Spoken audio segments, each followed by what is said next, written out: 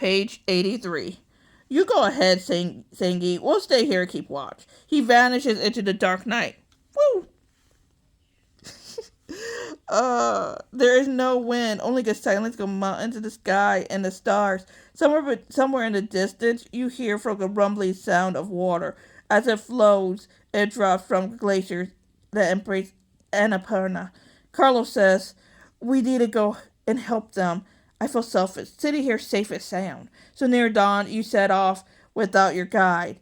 The going is rough, and you no longer see the flashes of lights. Above you towers Annapurna, with her white flanks of ice and snow.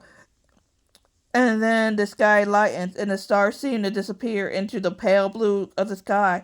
Sunlight bursts onto Machaporche.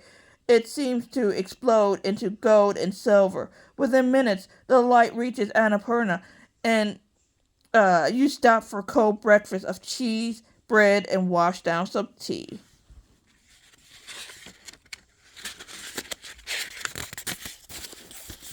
Soon, you're at the vertical rocky wall. Above it, you see the face of the ice. Carlos drives a spike it. Both of you rope up and proceed slowly up the rock.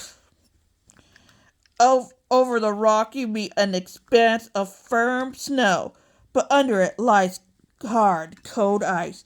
On with the crampons, you lead the way, probing carefully with your ice axe to seek out any hidden crevices.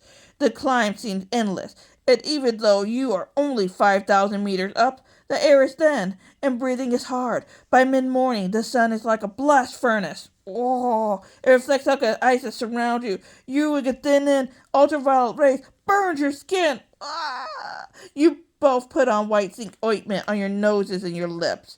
You have taken a slight bearing when you saw the flashes, but that was at night. Now in daylight, it's not so easy to be sure where the flashes came from, but you have a good sense of direction, so you keep going. Near noon, you gain a crest. And then you see it. It's Pila's courier aircraft, one used for mountain flying. It lies in the snow, crumpled up like a forgotten toy.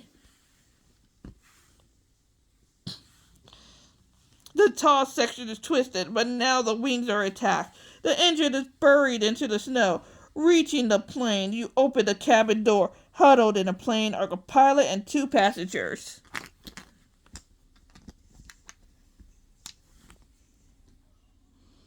One of the passengers is unconscious.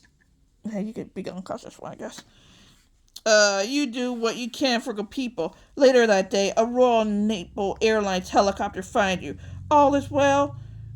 It was the right thing to give help in the mountains. Congratulations. Job well done. The end.